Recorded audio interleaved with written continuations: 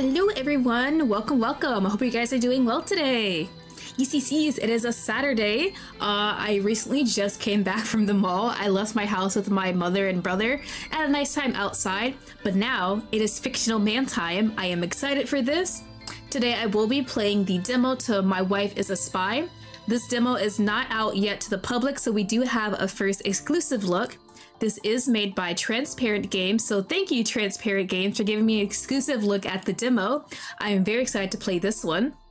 It looks really great, and I can always use more Duke of the Norse. Nimby, hello, welcome. Thank you for stopping by, I really appreciate it. Hope you're doing well today. So in this game, hold on, I have info. If I remember correctly, I should have put all the links in the description. I hope I did. Dear God, that's gonna be so embarrassing if I didn't. If not, I'll add the links in the description before after stream. Definitely will have to do it after stream. As I said before, this is made by Transparent Games. In this game, you can either pursue the love with your husband or become a villainess. So I like that how we kind of give two different choices to two different play styles for the game. I think I want to do a love type situation here, maybe some villainous type depending on what the scenarios are that they give me in the choices. But yeah, so it's gonna be really interesting with this one. So I wonder if there's gonna be like a death type situation, since if it is like me being a spy trying to be a villain with my husband, will this man just kill me? Could I do something where I'm all lovey-dovey and build a relationship with him, and then maybe like halfway, 75% the way through, I start backstabbing him and being all secretive and stuff? Would he be hesitant to like take me out? That's what I'm really interested about. But I believe that's all I have. As I said before, this one is a demo. The full game, I'm not sure when that's going to be released. I'm not too sure when the demo is going to be released to the public. I think that's all I have for today. So we're just going to go ahead and get started with this one. I do believe this is a bit of a short demo, which should be fun with me. Okay, so that's our MC. She looks really pretty. Ava would be her regular name. And hopefully my PC does not like mess up. It's been a bit wonky lately. I'm still in the middle of fixing things, but it should be fine for this stream, hopefully. Trigger warnings. This visual novel deals with themes of heavy familial abuse. It gives hope that a person can move on from the years of pain if they leave a toxic environment and find a good circle of people who support them. Ooh, I'm kind of in the way of the text a bit. Almost home. Ooh, so that's us. Ooh, I like these houses. I would live in something like that. I like the tree in the front. Am I in the way of the text? I might have to move. Hold on, chat. It's kind of, I'm usually on the other side, but let me move over here instead. That might be better, so I'm not in the way of the text. Hold on. Now I gotta fix other things. Okay, that should be fine now. The gentle wind sways with the canopies of trees as I walk through my neighborhood. The soft breeze and the pleasantly warm June evening weather put me in a good mood. My heart fills with blooming joy as I look around the area. I take in the sights of the neighborhood where I grew up. The familiar houses, the new and old cars, the stray soccer ball left behind by children. Just one more month until I could finally leave this place behind and move out of my parents' house. Oh, okay, so we're still with our parents here, but we are close to moving out. That's good. All I need is the first paycheck from the job I landed today, and I can start looking for my own apartment closer to the city center. There's no shot we're gonna get isekai'd as soon as we got a job. That would be my look, honestly. I hum a happy tune, my steps light. Today I had a job interview for the position of a business analyst at a prestigious corporation. All of my effort spent learning math and economics at college has finally paid off. Only half a year after graduation, and I already have the dream job I've always wanted. Ooh, that's not too bad, waiting half a year after graduation. I feel like I've seen stories where people waited like more than a year until they get a job after graduating. Half a year filled with even more belittling from my parents than usual. Oh, so it's not a happy situation back home. telling me that I picked the wrong course of studies, that I've been better going off not going to school at all instead of pursuing economics, insisting that my shyness and fear of people, I'd never be able to impress anybody during a job interview, saying that I end up living with them until I grew old, and insisting I should be grateful for it because I would never survive without them. I take a deep breath, then release it. I'm glad the years of suffering my father's and mother's pointed words will soon come to an end. Maybe, just maybe, they'll be happy that I landed my new job. Perhaps now that I've proven myself capable of starting my career, after studying so hard, things will change for the better between us. Oh, that's so sad that she really thinks that though, and I really doubt it. I feel like they would still belittle her. After all, I impressed the interviewers so much that I landed the position immediately after the interview. They called me with a job offer when I was on the subway, returning home. Okay, so things are looking up. That's really nice though. So we are pretty suited for this job. I'm sure my parents will appreciate that I'm finally becoming independent. With renewed hope, I opened the door to our home. The delicious smell of well-cooked steak wafts in the air. You're late. Dinner's getting cold. Oh, our family doesn't even look happy eating dinner together. What is this? My mother glares at me from the dining table. Father sits opposite her, looking at his phone. The table is set for dinner, and they're already eating. They didn't wait for me to get back home. Sit down immediately and eat. You don't want your mother's cooking to go to waste. Right. Did they know we had the job interview? If they did, I feel like they should be like, oh, hey, how was the job interview? Was it great? Did they love you? How do you feel about it? Something like that. But it doesn't seem like they're really interested in her being into economics. I take a seat and taste the half-cold steak in front of me. How's work been, dear? Should I even ask? I'm sure you screwed something up once again. Did you insult a client during your presentation? Ruin important documents? Delete a file with crucial data? Is she talking to dad? Or they have a toxic relationship? Is this what this is? Huh? Why would you assume I can't do my job properly? Because you're a useless husband. I can't imagine you doing one thing right, and you made all of those mistakes before. Why would people... That's something I don't understand, why you're still married in this toxic relationship. What is it? Sunk cost fallacy? It's too late at this point. That doesn't mean I'll repeat them. I'm not as absent-minded as you are. My parents are going at it again, arguing. I've experienced little love from them all my life. No warmth, no support. They hate each other just as much as they detest me. That's the way our family has always been. That's why I want to move out as soon as possible. That's why I'm striving to have a proper career, so I can support myself and get away from them. You're not any better than me. You can't even wash the dishes without breaking a plate. I'm sure you suck at your job just as much as you suck at managing the household. You. How dare you? If you hate the way I keep house so much, then don't eat the food I make, you ungrateful pig. I at least deserve to eat a good meal after all the hard work I do to bring home the money that keeps this family fed.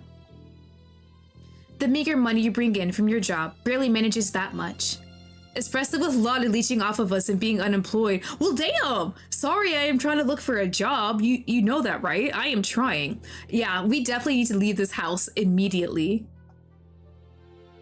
I curl my clammy hands on my knees, my fingernails biting into my palms. My lip quivers when I speak. With my parents' focus suddenly on me, now's my chance to tell them that I just got my dream job. Still, their attention fills my heart to the brim with fear. These emotions are nothing new. I dealt with them all of my life, but I can never get used to the feeling of being so small, so inadequate. I am small, of course, and I do amount to almost nothing. No, wait. That can't be entirely true, since I did land my dream job after all. Ooh, okay. So we can see how our parents' belittling has affected MC up to this point. She does think of herself so small. She heard these words being repeated over and over again by her parents. She just starts to believe them. The fact that I'm finally making a future for myself should change the way my parents see me. Now I'm telling them, F you guys. Actually, I just returned from a job interview, and they called me right afterward to confirm that I landed the position. Any congratulations? Thank you. Some belittling thing, please? So, you finally decided to stop leeching off of us and become what? A toilet cleaner? Jesus Christ, these are such horrible parents. What? No. I landed a job related to my field of study. I'm going to be a business analyst. Huh. I wonder how long. How long what, mother? How long you're going to keep the job before they fire you? You suck at public speaking, but as a business analyst, you have to make presentations in front of the whole team, telling people way smarter than you how they can improve their work on the project. You think anybody's going to listen to you? You speak in such a quiet voice that most days I have trouble hearing you. Fun time, hello, welcome, welcome. Why, out of all possible career paths, did you have to choose a role that has so much to do with presenting your ideas to others? You study economics and finance. If you don't want to be a shop clerk, you could at least become an accountant, so you have less need for public speaking. I feel obviously the parents are not saying that out of love or concern. They're doing that because they want to belittle her. Your new employer will see quickly you're not fit for the job you just accepted. Tears well up in my eyes. Nothing has changed. Even though I now have my dream job. In the eyes of my parents, I'm still as useless as ever. Yeah, last stream was a bit wild. I definitely have to watch out for stuff like that. I open my mouth again to tell them I'm going to move out soon. But I hesitate. What if I really can't do my job properly, and the company lets me go after the first month? Would I have to then return to this house with my tail between my legs? Tremors course through my whole body, fear gnawing at me from the inside out. I told you to just get a job as a shop clerk at the local grocery store. Already went there and asked if they would give you the position. That's the only kind of job someone as useless as you can do. Being a cashier or cleaner is good for you. Business analyst, my ass. We always said studying economics and finance wasn't right for you. You won't do well on the job. Then what else do you suppose she studied in college? The tears overflow, and my vision blurs. No, no, no.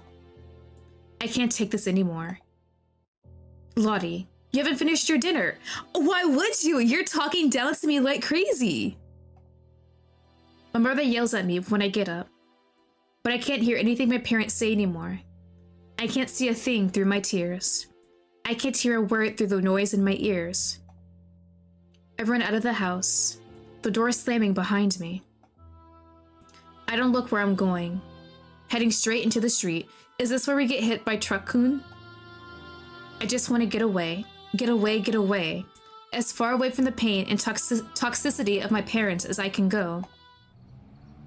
The loud screech of a car coming to a halt sounds from my right. A delivery van coming straight at me. No! I quickly judge the distance back to the pavement, or to the other side of the road. I decide to sit back. I turn around to run back to the sidewalk. Oh, is this how it ends the story? Actually, wait a minute. Do I dodge? Oh, well, I only take a few steps before a devastating force hits my body. I fly in the air, and the distance feels so far. Finally, my body hits the pavement.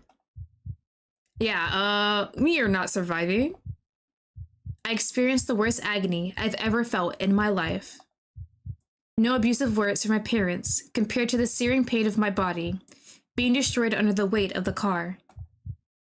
I cough up blood. I hear screams around me. Someone's grabbing my leg, trying to get me from under the van. There's loud ringing in my ears, and a blackness fills my vision. Slowly, the pain fades. When you do a part 2 of Sunny Day Jack, I'm not sure, honestly. I have no clue when I can put it on my schedule. When I come to my senses again, I don't feel any pain anymore. I look down at my body. It's not crushed, deformed, or in any way destroyed, but it's translucent. Around me is pure whiteness, blindingly bright, but instead of my eyes hurting, the sight of the place feels serene and comforting. Hello? My voice echoes loudly in the emptiness around me. Slowly, I realize what's going on. I died. I ran into the road, driven by my emotions, and got run over by a delivery van. A small laugh escapes my lips. In the end, I really did amount to nothing. I died such a pathetic death, stemming from my own stupidity. Serves me right. Disappointment and regret filled my heart. I had just landed my dream job. I was ready to get out of the abusive environment of my parents' home. I would have finally been able to live my life the way I wanted, to prove my worth to my mother and father, and to myself. To build a life of my own. Great. This sucks so much. We die already? Yeah, this is the isekai, so we have to die to get to the other world. I wanted to go back. I want to live my life. But going back to the life I lived is no longer a possibility, is it? I had died and gone to heaven? Is that what this place is? Wind blows behind me, a heavy draft interrupting the stillness of the air. I spin on my translucent heel in the direction of the blast and see a red door. In the white emptiness, the red door is very pronounced. I feel a pull towards the entrance. The door beckons to me, dares me to come closer. It's not like there's anything else to view around here. I move towards the door, my steps entirely silent. I only stop when I'm in front of the entrance to... where? My hand hovers over the handle. Should I open the door? A shiver runs up my spine. I feel watched. Someone's behind me, staring at my every move. I turn around quickly, but nobody's there. Only the vast bay of whiteness. If you want to go back to your world, you must complete your mission. Who are you? Who's there? Fear rises in my heart, but even though I call for the person behind the voice, there's no reply. My mission? What's my mission? Am I not dead? What more is there to do? The door behind me yawns open. I face the entrance. The inside of the door is glowing with warm pink light, inviting me forward. Strange. Curiosity pulls me toward the entrance. I want to go through. I want to see what's on the other side. My life can't end like this. I want to see what this mission is so I can go back to my world. I need to live my life more. My resolve clear, I step through the red door. So if we complete our mission, we can go back to our regular world. So will we just wake up in a hospital? Because we just got hit by a car and didn't seem pretty. Where is that good-for-nothing daughter? Oh, don't tell me I'm going back to another toxic family. We're done with dinner. How can the child be so rude as to be late? We've already eaten everything, even the celebratory lobster. How can you eat dinner without me? What does it matter if she's late? If she doesn't want to eat, she can starve for all I care. Okay, so obviously toxic mom, toxic dad, Toxic sister? Not sure if older or younger, though. Who are these people? Where am I? Pink hair. Clothes that would belong at a Renaissance fair. Foreign food. There you are, Sophia. Oh, Sophia's my name now. Sophia? Who's that? What are you staring at like a dumb lamb, child? Come to eat now, have you? I am Sophia. Child. Who is this man? I looked at him myself. I see long pink hair. I'm also wearing an outfit that wouldn't be out of place at a Renaissance fair. My skin is slightly darker than my usual color. I take a step forward and stumble. I seem taller now, and something binds my middle, constricting my breathing. Is this a corset? I pinch myself, but I don't wake up. The pain is real. The situation is real. Sophia dalle carceri. Quit staring at us like you're seeing us for the first time. It's unsettling. If you want to eat something, there's still some leftovers. It doesn't really look like it. Maybe the pieces of fruit and that's it. The woman gestures to the table. My gaze wanders over the lobster shells, eaten clean. There's nothing else to eat, except for maybe the berries, which the younger woman is currently snacking on. Do they think I'm a dog, that I will lick their plates clean? Listen to your mother, Sophia. What's going on with you today? My sister has always been strange. This is nothing new. Sophia dalle carceri. The strange name rings a bell. On my way back from the job interview, I read a webcomic where a person by this name was one of the side characters. The girl had long pink hair, much like I do now. She wasn't anybody significant in the story, just a shy girl who followed the main heroine around as part of her entourage. Okay, so we're not the MC of the story. But that was just a story. And the situation I'm in right now feels very real. I couldn't have been reincarnated, right? That's not possible. I did die though, and now that I'm very much alive, only I'm not myself anymore. Sophia? Oh, it was my cats. They're usually in my room when I stream and they're kind of off to the side, and if they do something they're not supposed to, I usually have like a look of shock on my face. Yes, that's your name, you stupid oaf. What in the world is going on with you? The man speaking must be Sophia's father. He once slighted the male lead of the webcomic. He's known for his being personality. Cond Elio dalle carceri. I grab the edge of the chair as the world spins in front of me. I'm overwhelmed by the new situation. I'm not feeling very well. See? She's not fit for the mission you want to send her on. Mission? Oh, is this where the whole spy thing comes into play? And what do you think I'm supposed to do about it? She's going anyway. Sophia's always been useless.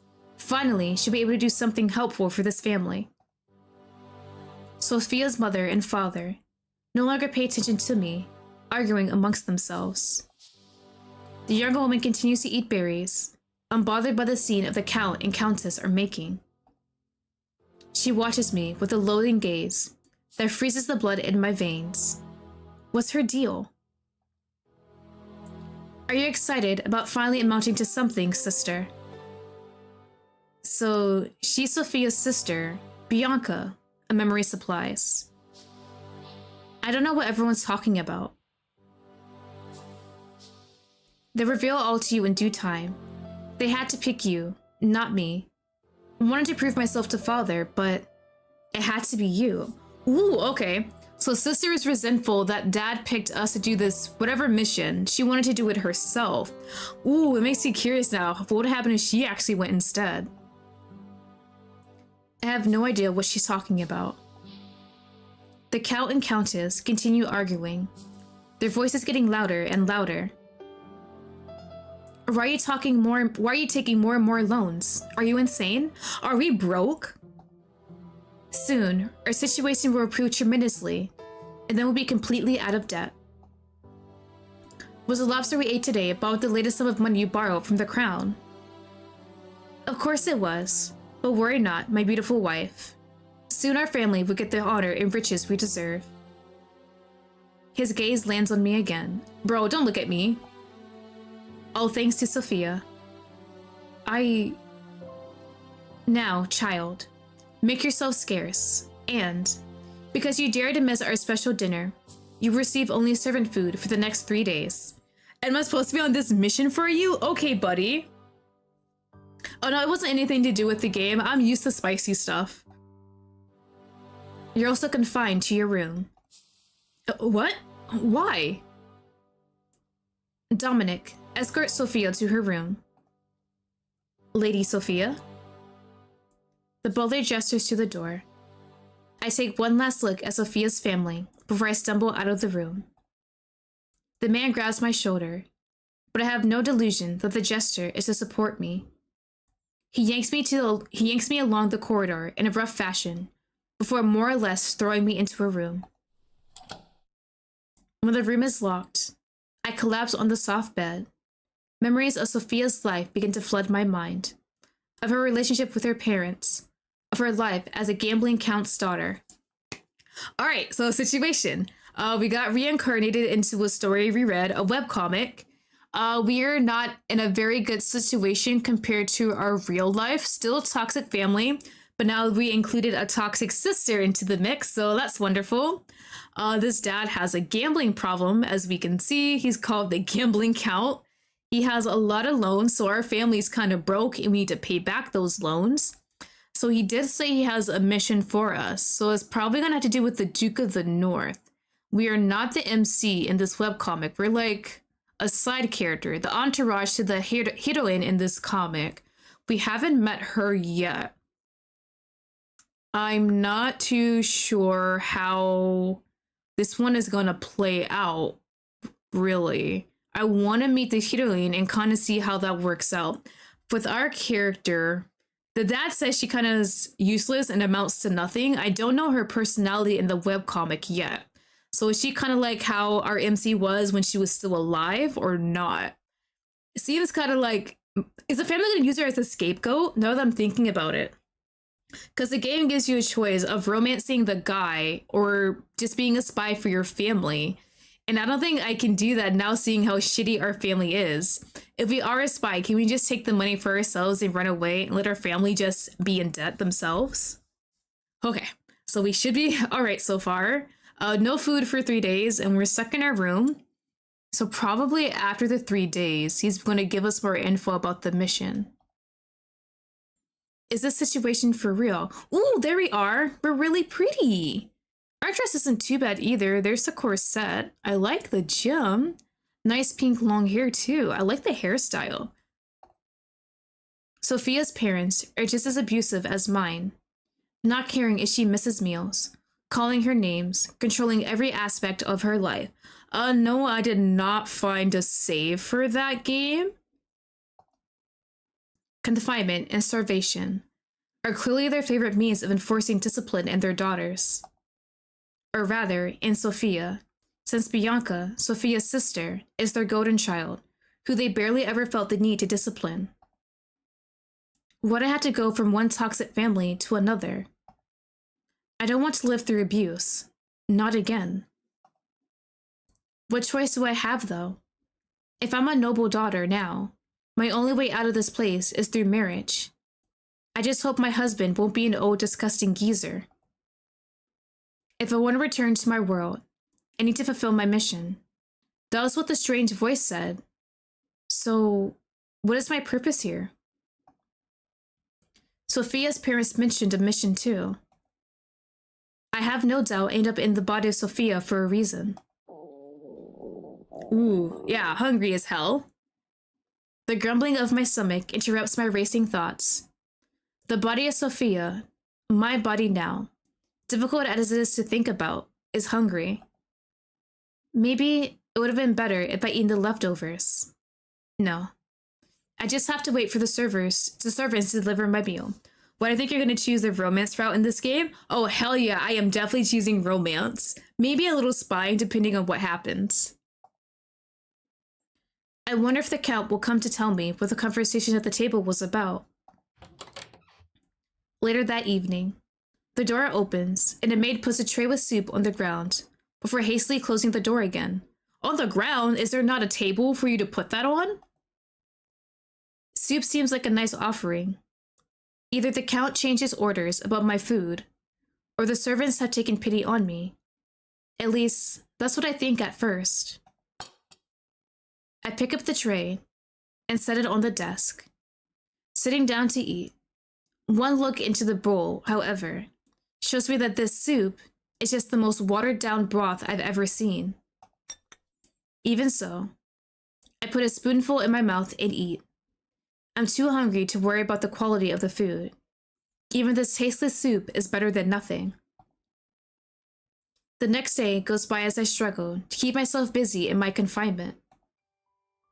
I explore the environment of Sophia's room, trying to get to know her through the items that she holds close to heart. I quickly discover that, other than the brooch she keeps attached to her day dress, she has little in terms of jewelry. Her father has likely gambled all the family jewels away. A tall bookshelf stretches all the way from the floor to ceiling, suggesting Sophia liked reading. The books are all on Empire history, with little in terms of entertainment, so I put them aside. On the nightstand are a pen and paper, but the desk drawers house little in terms of finished letters or documents. I also try my best to find a diary, but to no avail. I do, however, find a small closed chest. Warm spreads in my heart as Sophia's memory of the person who gave her the item comes to mind. Chiara, the goddess, the saintess. Sophia was part of her entourage during her stay in the capital. Judging from Sophia's reaction, she holds the saintess in high regard. Is the saintess the OG MC? I fish under the mattress, finding a small key, and open the chest. Inside is an array of letters with expressive, chaotic handwriting. Chiara's handwriting is much like her personality, always in a rush to do one thing or another, with little regard for inner peace. The opposite of what you would think a saintess would be like. Looking through the letters, I witnessed the evidence of a friendship between Sophia and Chiara. I'm glad at least Sophia has someone who's nicer. She does have a buddy. Sophia kind of looks like my VTuber model. I can kind of see it. At the same time, I'm doing my best to remember the original story of the webcomic. The comic centers around Saintess Chiara as she heals the poor and rich alike with her holy magic powers. She is also a skilled alchemist who invents many potions which help improve health in the Empire. Chiara falls in love with Luca, the crown prince, but she also has another love interest in the story, her knight Antonio, who follows her around like a puppy, and the Duke of the North, Zachary. It is an ultimate isekai webcomic, like many others I've read. Nothing particularly original, but I enjoy the familiar premise. Sophia Dale Carceri is a friend of Chiara, but she plays no significant role in the story beyond being a background character. She is shy and doesn't speak much. Okay, so we're learning more about Sophia. So she is like our MC from her original world, based on personality. But it seems Chiara holds Sophia dear, regardless of her shortcomings. Oh, how I wish I could have such a friend. I've never gone close to anybody on Earth. I become even more curious about what mission Sophia, I, am supposed to fulfill. Since Sophia is nobody significant, what can she change in the story? I get my answers from the Count that evening. He walls into Sophia's room like he owns the place, and his daughter too, for the matter. Considering the south of the Empire is based on Renaissance Italy, this dynamic between a noble father and his daughter isn't that surprising. Okay, so we're in the south of this empire. So definitely is gonna involve the Duke of the North, but I wonder how. Obviously some kind of marriage, but how did he swing a arranged marriage with him? Considering we're broke as hell. We had to have something in this arrangement, right? I get up from my seat at the desk to curtsy to the Count, much like Sophia's memory tells me to do. The curtsy comes out clumsy, and Sophia's father's frown deepens. Did you enjoy your meal? The watered down broth soup? Yeah, yummy and delicious. It was delicious with some dust bunnies. Did he actually want to answer? No matter. Listen closely, child. You know our family is in debt. Caused for Count Ilio's sick addiction to gambling. Our family needs to get closer to the Emperor. I need to win His Majesty's favor. I know of a way to make all of our financial troubles go away. Maybe I'll even be elevated to the position of Duke. Is Sophia's father delusional? I raise my eyebrows. Well, we need to do something hugely significant for such a thing to happen. You will help me achieve true happiness for this family. How so? You're a noble daughter of eligible age. You're in your prime to marry. Together with the Emperor, we've made a good match for you. With the Emperor? You're Mary Zachary Colville, the Duke of the North. I blink once, then twice. The image of the cold Duke of the North, the archetype of all dukes from webcomics, comes to mind. Dark hair, eyes like ice, a tall, athletic body honed by years of fighting with the sword. I could have landed a worse match in terms of looks, however. I'm sure you're aware of what great match that is for you. You'll become the Duchess of the North. The duchy controls much of the northern lands of the Empire. Although poorer due to the limited ability to produce food, the need to rely on imports of grain and vegetables from the central parts of the Empire. The North has a strong military to ward off the monster attacks on lands even farther north. I wonder how the duchy wants to deal with their food problem. Right now, they're importing food from the Empire. If they rebel against the crown, will they import from allies who resent the Empire instead? Do they have such allies? And that's the problem your marriage will solve. The Emperor told Duke Zachary is using his strong military to prepare a rebellion for the purpose of making the duchy independent. Oh, okay. Understandable why we're gonna be a spy now. I get you. Memories from the webcomic come to mind. Duke Zachary does indeed launch a rebellion in the book. Prematurely, as results later show. The rebellion fails. Oh, can we actually help him out with this rebellion instead? Because I definitely would. In fact, many lives were lost in the fighting, and the duchy ends up even poorer as a result, as the Emperor imposes large taxes on every aspect of their daily needs as punishment. What does any of this have to do with me? That's why you've been arranged to marry Duke Zachary and spy on him for us. There it is. Spy? Yes. You will find out the Duke's secrets and send every ounce of useful information you find to me. And what if I don't do that? Correspondence with any foreign allies the Dukes might have. Trade agreements with them. Names of dignitaries that are on his side. Account books. When we have enough information to prosecute the Duke and have him beheaded, you will become a rich widow. I will have my debts paid by the crown, and we will all live life in peace and happiness.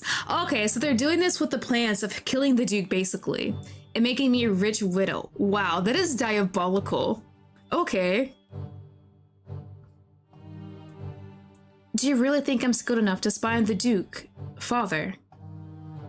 You're a beautiful woman, Sophia. You grew up well. All you need to do is seduce the Duke. You'll wrap him around your little finger in no time. That's what you're banking on? Me seducing this man? He quite literally says we're useless and we're a shy character. So I don't know how this is possible. But okay, you got like a book, like what was it? Dummy's Guide on How to Seduce a Guy? That's... mean, at this point, we can say, yeah, we're gonna do what you say, but don't actually. Can I save? Well, I don't think there's any save. This is just a little demo. There's probably no save at the choices. All right, Father, I do as you say. I'm not really sure this is a sensible plan. Let's just go along with what our dad says for now, because we still have to get to the Duke of the North, at least get away from him, and then we'll see how the situation plays out. This is our only way out of this toxic family at this point. Like, once we marry him, he can't take us back, can he? All right, Father. I'll do as you say. Anything to get away from another abusive household. Maybe with the Duke Zachary, I'll feel safer, more comfortable. From the way he treats Tiara in the webcomic, he's a good guy in the story. Perhaps we even grow to like each other. Yeah, I feel like once we get to the Duke of the North, probably not lovey-dovey, but at least respectful enough. Like, yeah, you're my wife, we'll marry because it's arranged and stuff like that. Like, not a horrible person. Will I be able to get the information Father wants from the Duke, though? Do I want to be the cause of Zachary's demise? Do I even have a choice in the matter? I mean, once we leave this and go to the Duke of the North, we definitely have a choice. What is Dad gonna do to us? Hopefully not kill us, right? Wonderful, my dear Sophia. You will make me proud. Huh. That makes me curious. Why send us another sister? I guess if the plan goes wrong and we do find out we're being a spy and we end up getting killed, they still have our sister like on the side, so I guess that's probably why. I'll do my best, Father. Yeah, sure. My life has always lacked choices. When I did finally make a choice and pursued my dream job, all I got was an abrupt and painful death.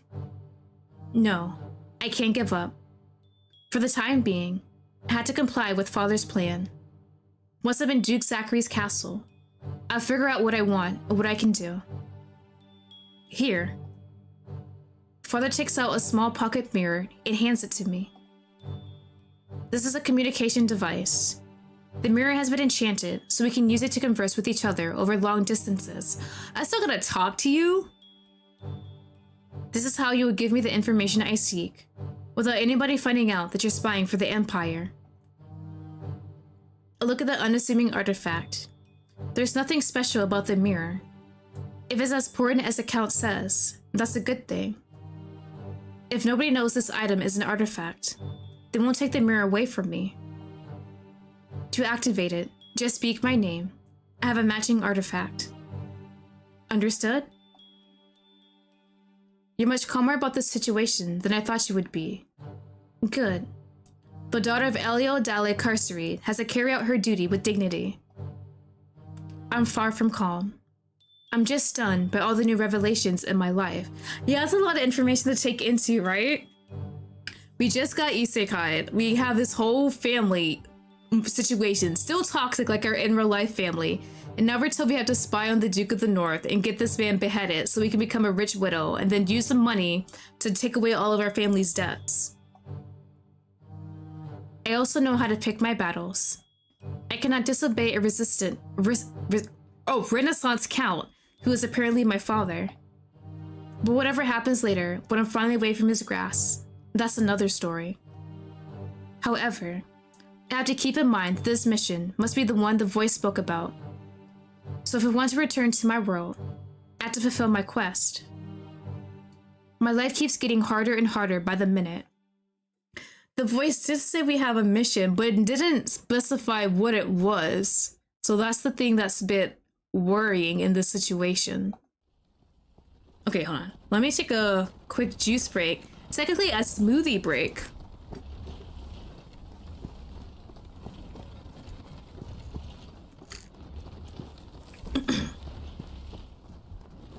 Two weeks later, I'm traveling in a carriage to the north to marry my new husband. I've finally reached the northern lands, much of which is covered by forest. We see villages too as we pass by, but they are few and far in between. I glance out the window curiously, taking in the sights of the different architecture and people clad in leathers and fur on the streets. My heart breaks as I start to understand what the North is like. The buildings are in dire need of repairs, their roofs caving in, plaster coming off the walls. The cobblestones on the streets are broken, which makes the carriage jostle often. It's like none of the villagers care about keeping their home in good condition. No, that assumption isn't quite right. The issue is that the people's most pressing needs aren't being met, so they don't have the energy to maintain anything else around them. When my eyes see the citizens of the duchy in such dire states, my heart breaks. They look so thin, disappearing under the thick fur coats they wear. Their clothes are in the same need of repair as their homes. They don't smile at all, clearly going about their daily routines without much heart. Hunger, despair. These are the emotions that can make a person so hollow. The North is barely hanging on. The North has always been oppressed by the South. During the story of the webcomic, Zachary decides he's in enough preparation for the rebellion and finally launches his attack. Like many of the webcomic readers, I rooted for Zachary to become the main love interest for Chiara and for the rebellion to succeed, but I've read many webcomics that started out well and ended not quite as the readers wanted. The story seemed to be going in just such a disappointing direction at the last part I read. I hadn't finished the webcomic yet. I'd only looked up spoilers to see who Chiara would end up choosing. However, now this somewhat badly constructed fantasy world is my reality, and the plight of the people of the North is very much real. The people want to split from the Empire, to lead their lives without huge taxes. They already have enough problems with monsters advancing on the homes of the citizens, and Zachary and his army having to stop the attacks. All of these concerns are part of my situation now too.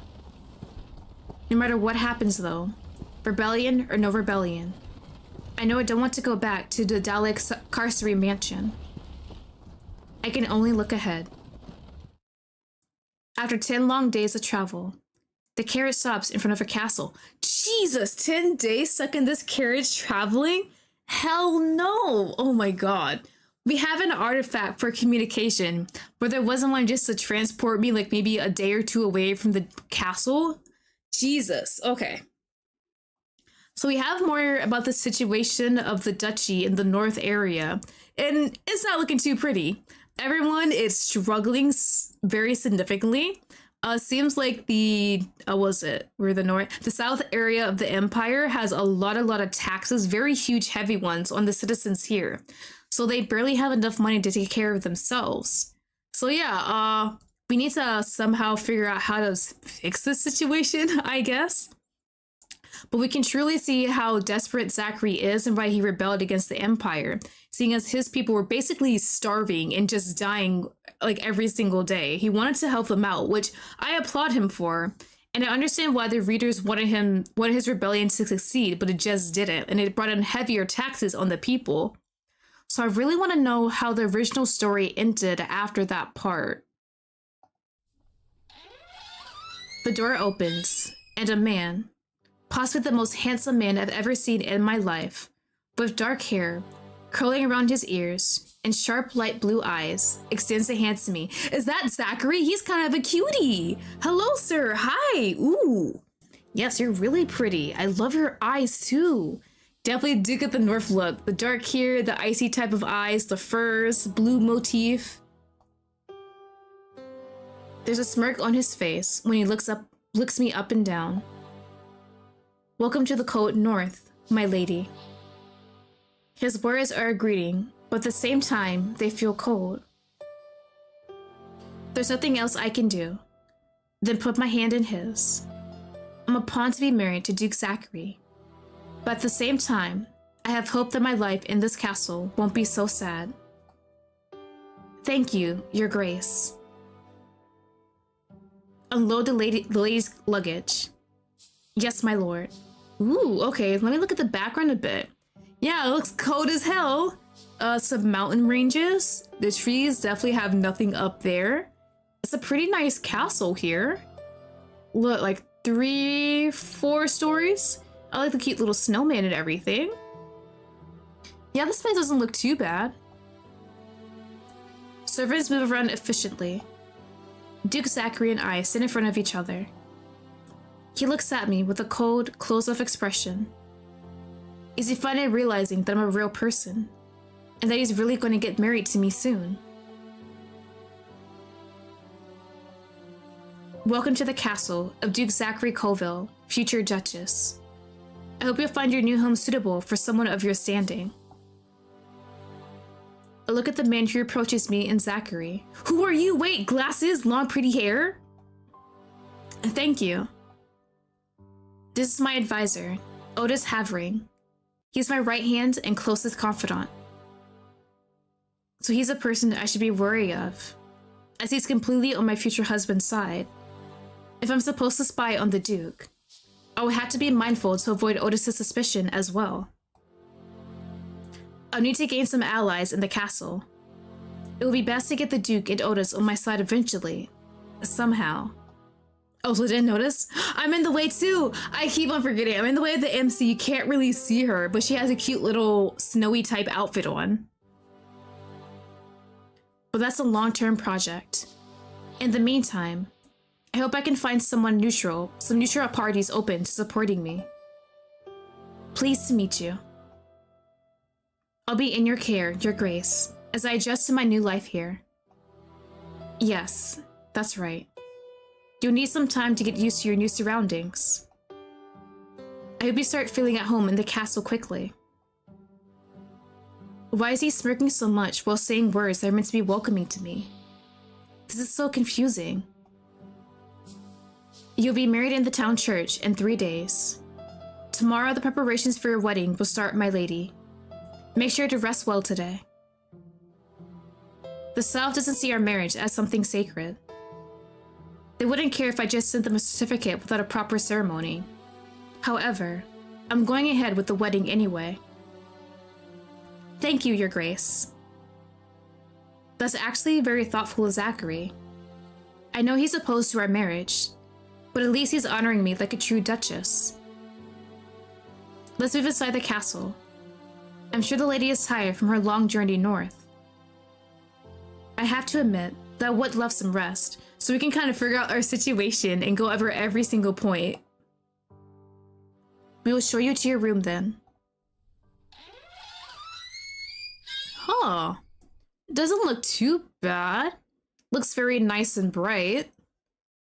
Little banners and everything, some statues, pretty big windows. When we enter the castle proper, I'm in awe of the spacious great hall with much different architecture and decor to Sophia's father's mansion in the south. One would think a castle so big, made of sturdier materials than the south sandstone will be unwelcoming, but the sculptures and banners that fill out the nooks and crannies make the atmosphere of the hall grand, but not unpleasant. There's a lot to look at here. This place has been decorated with care. My lady, you forgot your coat. I'm taken out of my thoughts by the sight of a girl with long, dark, curly hair running down the stairs while a distraught maid follows right after her, carrying an expensive fur coat. Sister? How young though? I don't need the coat. They're already inside. See? I want to see what my brother's new wife is like. It's cold in the hall too. You'll get sick, my lady. I won't.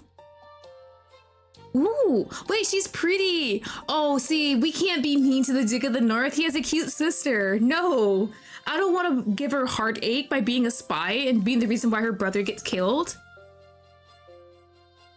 Zachary lets out an annoyed huff. The girl jumps down the last steps and stops in front of us. Hello, I'm Zachary's sister, Bridget Colville. Pleased to meet you. Sophia Dalle Carcery, daughter of Count Dalle Carcery. I made sure to introduce myself properly. Wow, you're so pretty. What a pretty hair color. We don't have people with pink hair in the north. Is that a common hair color in the south? I wouldn't know, but my whole family has pink hair. Amazing. Don't you think she's gorgeous too, brother? Come on, compliment me just a little. This is the moment you're supposed to compliment your fiancé. How can you be so dense? I'm dense. Yes, bro, pick up the cues. Come on, come on. Yes. You may not like that the Emperor has commanded you to marry. Why would you take our frustration on the nicest person? Why would you take out your frustration on this nice person? Bridget, I told you not to meddle in politics. It's a topic that's far too complicated for you at your age. How old is Bridget? Like 16? Yeah, there we go. I'll be 16 soon, a legal adult. I fear that day. You're so rude. He's been very mean to you, has he not, Sophia? I wouldn't say that. It's the truth, but I can't admit it. Bridget may not be a player in the politics of this house, but I very much am. I envy her for being able to speak freely. So he was rude to you. Zachary, you meanie. Enough of this, Bridget. The lady is tired from her long journey. We're about to show her to her new quarters. Yeah, sure. I'll find you later, Sophia, so we can talk without this rude brother of mine around. All right. I should stop myself, but I can't help the bright smile that appears on my face. Bridget may be young, but she seems like a kind soul. I'm glad to have met someone so welcoming in the castle. Violetta, give me my coat now, please. I'm going out for a walk. Yes, my lady. Bridget puts on her coat and walks swiftly out of the hallway and into the cold air of the courtyard. Zachary stares after her with a troubled expression, but then he shakes his head and gestures for us to continue up the stairs. We walk down a series of long hallways. How was your journey, my lady? Long as hell, my back is aching, and I'm glad I can stretch out my legs and arms. The awkward silence is interrupted by Otis asking me a question. I wonder if he really cares, but doubt creeps up in my soul. He probably just wants to break the monotony of a quiet, long walk. Shoo! I love the look of the duchy. I notice how poor the duchy is. I feel like the poor comment might seem bad, but complimenting to look at the duchy, considering how everything looks horrible, might not be the best. Maybe... Would that be bad? I feel like this is a fake compliment, considering how we saw how run down the place is for the regular citizens. So maybe this one, knowing though that the Empire is the reason for this, is kind of harsh. Let's go with this one, I think. I think this might be better. Maybe I'll open up the characters to talk about the state of affairs here and how the citizens are doing a bit more. I notice how poor the duchy is, how thin and starved the people on the streets are. I know the country suffers from low food reserves in the winter and has to import food stock from the south at exorbitant prices. I mean, I saw. Okay, maybe that wasn't the right point. Oops. You must be mistaken, my lady. The condition of the duchy is not as poor as you say. Aw, shit. Well, by what? What do you mean? I guess that was the wrong one. They have suspicions on me. Oops. We gotta bring that down, guys. So I guess we gotta glaze up the duchy. Otis gives me a disapproving look. Zachary glances my way, but expression is inscrutable. Maybe I shouldn't have brought up politics so soon after arriving at the castle. Damn, I never realized that was really politics talk. I should have complimented them. Oh my god. Seriously? Okay. So we at least know they don't really want politic talk so early on. Okay. Oh my god, I can't believe this. Never mind. That didn't go the way I thought it was gonna go, but okay. Were they testing how perceptive I am to figure out how likely I might be able to meddle in Dushy's affairs? Shoot. I feel like I just made a mistake. I sure as hell did. This is the room where you'll be staying. Thanks. Don't hate me, please. We arrive at a door, and Otis opens it to reveal a spacious room with my suitcases already inside. I enter and spin around, taking in the sights of my new living quarters. Once again, I'm surprised by the cozy interior. I take off my cape and gloves, laying them down on one of the chairs. We will leave you to rest today. The maid that is assigned to serve you will come soon. If you need anything, let her know. I nod, and we say goodbye to each other. Zachary and Otis leave, closing the door behind themselves gently. I plop down on the table, staring at the canopy above. Only now do I realize how dead tired I am after the long journey. There's a knock on the door. When I call in for the person to enter, a maid with a bob of short brown hair comes in with a tray of steaming food. Hi, who are you? You're so cute. Oh, see, I can't turn it over the Duke and give all this information to my dad and the Emperor. I feel like I'm betraying all these people. She puts the meal on the table, then turns to me with a polite smile. I get up from the bed and sit down at the table, looking at the hearty stew and crispy bread she served me. Not the kind of fancy food Count Elio loves so much, but I have to say, I prefer it. At least here, I get to eat proper meals, unlike at Sophia's family mansion. Thank you for the meal. Could you tell me your name? I'm Maya. The maid curtsies to me. Hello, Maya. Nice to meet you. I'll be serving you from now on as a personal maid, my lady. May I ask how your journey was? Quite tiring, if I'm to be honest. I think after the meal, I had to retire to sleep. Is there anything you would require from me? Maybe a warm bath would help. Oh, a bath sounds wonderful. I'll draw one. Are you warm enough? Should I bring wood to light the fireplace? No, the temperature is okay. It's a bit chilly, but I walk quite a distance here in my winter clothes, so I'm fine with the temperature. I've never been a fan of excessive heat. The South was too warm for me, even if I'm inhabiting a Southern lady's body. Alright, I'll go prepare your bath then. If there's anything more I can do to serve you, my lady, please don't hesitate to tell me. Of course. Maya leaves, and my heart feels warmer from our conversation. So few people in my life has ever worried about my well-being. I know Maya's just doing her job, but still. Simply being asked if she can do anything to make me feel better gives me a nice feeling. At least we have someone who's really, really nice. So we have Bridget and now we have Maya. Otis definitely suspects me of something. Oh, hold on, chat. Continue. There we go.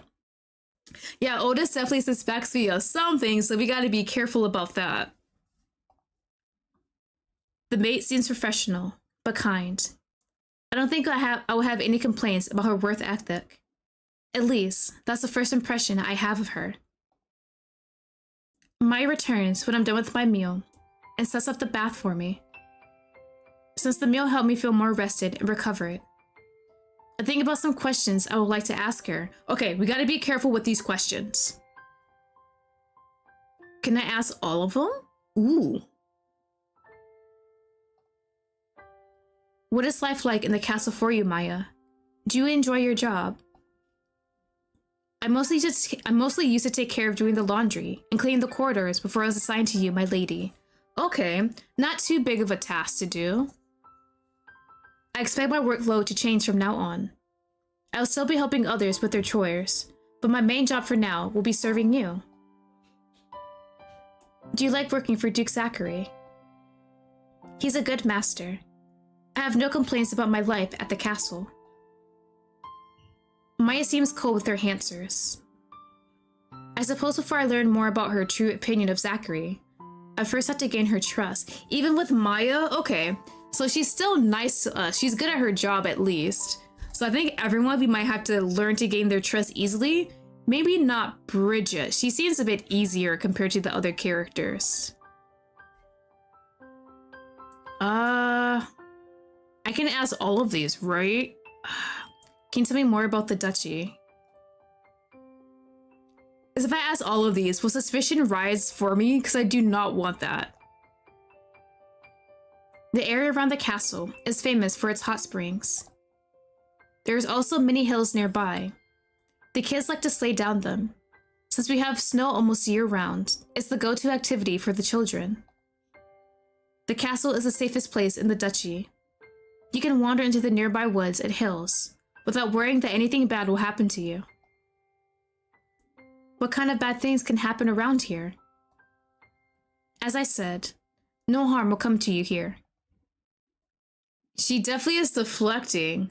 They did talk about lots of monsters coming from the north trying to get to the south. So that's the reason why the duchy is still very important to the empire. They protect them from all these monsters. But I wonder if there's more to it than that. I feel like Maya is deflecting my question. Okay, definitely still suspicious, but that's fine. As long as we get something. Is the Duke respected by the people? I want to ask everything. I hope I don't get flamed for this.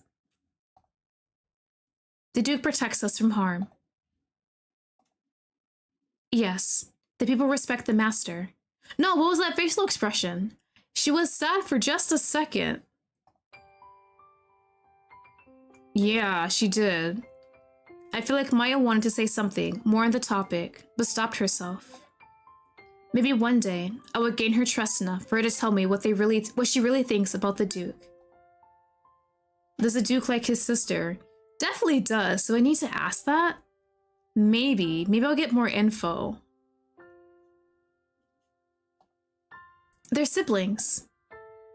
Maya states her words so matter-of-factly, as if the fact that Zachary and Bridget are brother and sister explains everything about their behavior towards each other. It definitely does. I know that, but it's not my place as a maid to speak about my master's relationships with his family members. Maya sets this boundary between us firmly. I had to respect her for that. I think that's it, yeah. We got a bit more information about the duchy and the Duke, but not too much. So obviously with the other characters, Maya doesn't trust us completely, but I don't think she's suspicious? I don't know.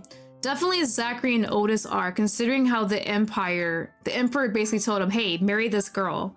And he does not trust them, and he's trying to set up a rebellion for them too. So we gotta watch out for that. Those are all of the questions I have for now. Thank you for your answers, Maya. The bath is ready. I hope you wash up, my lady. I'm embarrassed about Maya helping me take a bath, but I don't feel like it would be proper to dismiss her when she just wants to do her job. I suffer through the embarrassment of having her help me. When she's done, and I'm dressed in a nightgown, I jump into bed. Maya leaves me to rest. As I'm falling asleep, I think about Zachary's cold disposition and his mean remarks.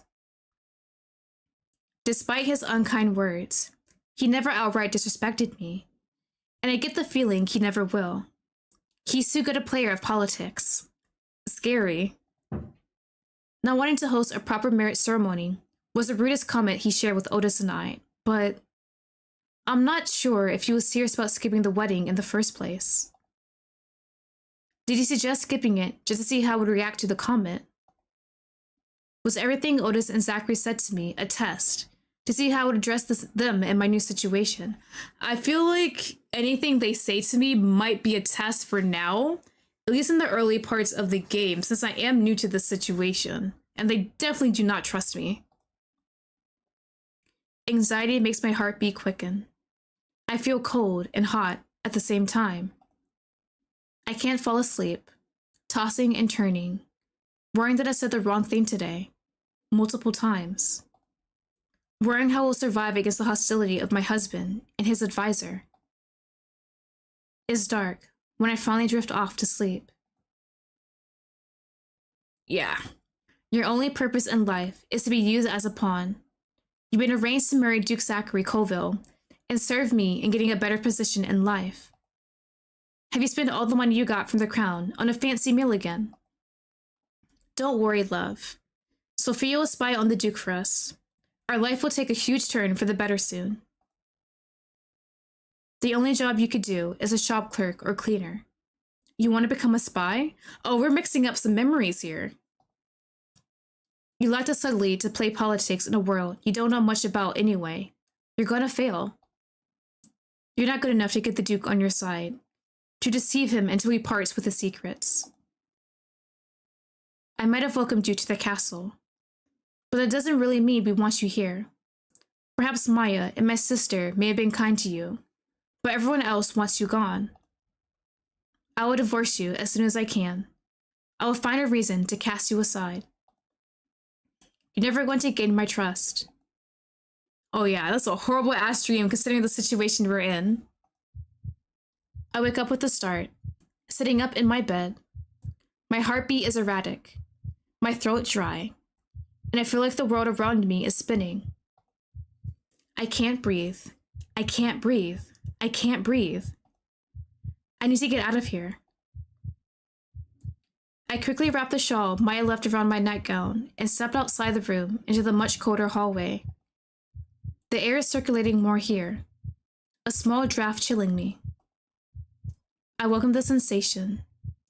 I take a few deep breaths, feeling the exhaustion from almost having a full-blown panic attack settling deep in my bones. It was just a nightmare. It's not real. And yet, deep down, I feel like the words that Sophia's parents, my parents, and Zachary threw at me in my dream were the truth. I'm not good enough to be a spy. I'm not going to gain Zachary's trust no matter what I do. No, I can't think that way. I need to find a solution. I want to get back to my world so I can finally lead the life that I always wanted. So I can start my career I worked so hard for that reality. I need to calm down. I'm not sure if I'll be able to find the way back to my room, but I don't care right now. I decide to go for a walk down the long corridors of the castle. I walk for a while, until I stumble upon an ajar door. Light falls through the opening, and voices can be heard from within. Do not spy, please don't give me this, don't give me that option. I stop walking, curiosity getting the better of me, when I realize the people speaking are Zachary and his advisor Otis. She's bound to be a spy. Damn, that's so quick! Okay, but what if I don't want to be? They're talking about me. Don't you think they picked the wrong person to spy on me? She seems like a normal girl, not a major threat. They must have thought to send someone who wouldn't suspect of being a spy from the start. And they certainly did a decent job researching her preferences. This kind of sweet but dignified lady is just the type of woman you like. Oh? Is that the only reason why she was picked? There might be more to her than we know right now. It's too early to judge if she'll be any good at spying on you. I doubt she'll come up with any sound plans. And the fact that I might find her attractive doesn't matter. She's going to be my wife in name only. I'll stay wary of her. I don't want to risk her getting close to me when she might be planning to steal the secrets of the duchy. We should limit Sophia's access to information that flows through this castle. Of course. We're not going to give her any proper duchess work, but taking care of the household finances either.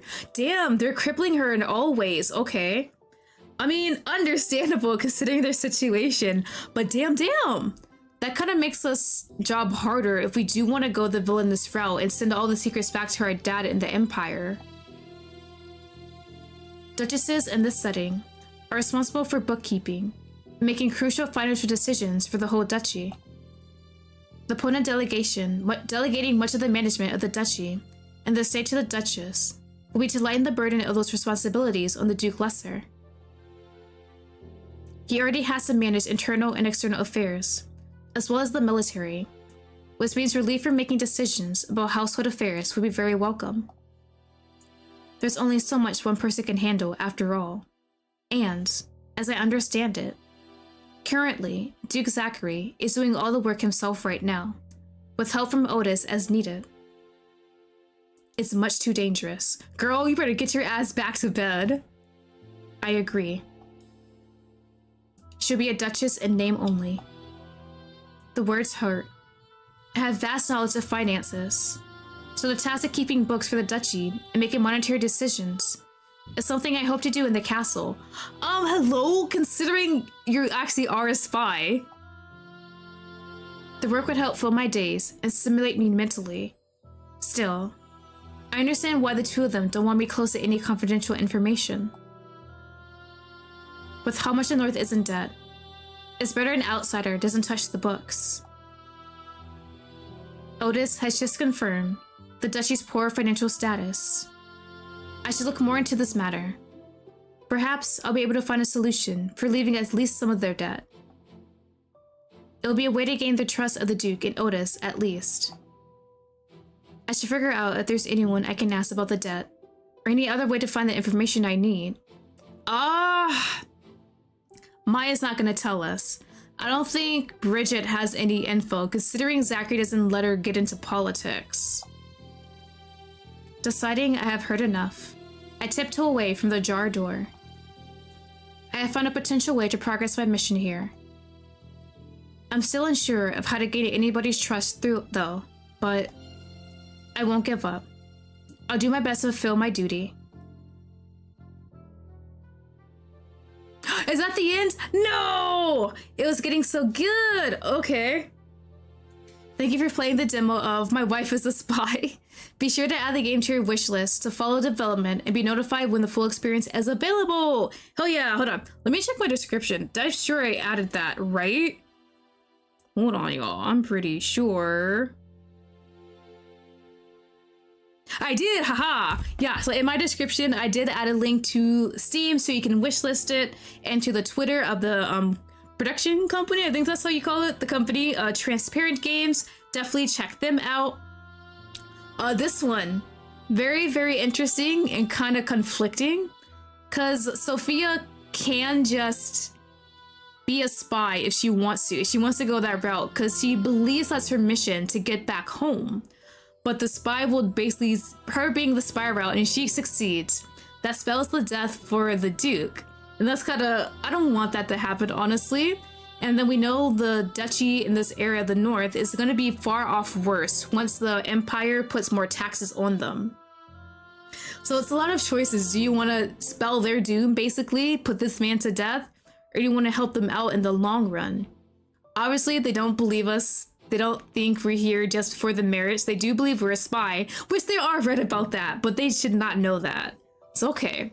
So it's a lot of trying to gain people's trust in this game, and with their choices are really important. I'm still mad about my choice, making Otis suspicious of me, but understandable. So it makes me wonder, the whole duchy being kind of in poor condition, does anyone outside the duchy beside nobles know that? Was I not supposed to know that information? Because it kind of looks like it when we walked past, so that's why I brought something up. I thought they'd be more forthcoming with that info, but apparently not. So we definitely had to be careful about stuff like that. But getting deep into the game, I definitely forgot our MC was, she went to college for finance, so she has like accounting experience, so she can help them out if they let her get the books, but they're scared she's a spy, which is true, so she won't touch the books. She has to find some way to somehow get into the finances and at least fix like some sort of problem, like, hey, yeah, I found this out that helps you guys, and maybe they might trust her, question mark, or they might find it suspicious. So we'll definitely have to see how that all plays out. Let me return to the title real quick. All right. So that is the exclusive first look of the demo for My Wife is a Spy. As I said before in the beginning, this isn't available for everyone yet. So hopefully you guys did enjoy this. I am not sure when it's going to be available to the wider audience. Will they make it public? We'll just have to wait and see. Definitely follow Transparent Games on Twitter if you want to be up to date with them. and definitely wishlist this game on Steam if you want to be up to date with that too and know when it's released. I had a lot of fun with this one. I kind of like the two different choices you can make, and MC is pretty smart in this regard with how she's dealing with things, especially when we have to accept the Duke's offer to being a spy, because we're still stuck in his grasp. We can't just deny this man. But now that we're here, we have to make the choice. Do we just follow the mission that we assume is the reason we're gonna go back to real life and officially start our financial job and move out of our parents' place? Or do we stay here and help the people and just forget about the empire and just never go back home? Because that's what I feel like it's gonna lead up to. For me, I'm leaning more towards helping out the Duke and the Duchy, honestly. But it's a lot of fine choices you got to be careful of. So it's a lot of thinking with this. And hopefully I'll make the right choices once more of the demo or the full game gets released. So that should be it for today. Schedule for next week will be released tomorrow. I'm still working on it. I have everything, like the schedule done. I just have to make the waiting rooms and all that stuff. Schedule for my 12-hour birthday stream on October 22nd. That is also being made. I just finished setting up a time for the peak collab, so everything else should be easy to plan after that. The schedule for that will be posted a week before, so this upcoming Wednesday. So you guys can all see everything we're going to do, 12 hours. Pray for me, pray for my sleep schedule. Yeah, after that stream, I'm not doing anything else after that week. But that's it for today. Thank you guys for stopping by. Really appreciate it. Hope you guys all enjoyed it. Definitely check out this game. Wishlist it on Steam. And I will see you guys all later. Bye bye.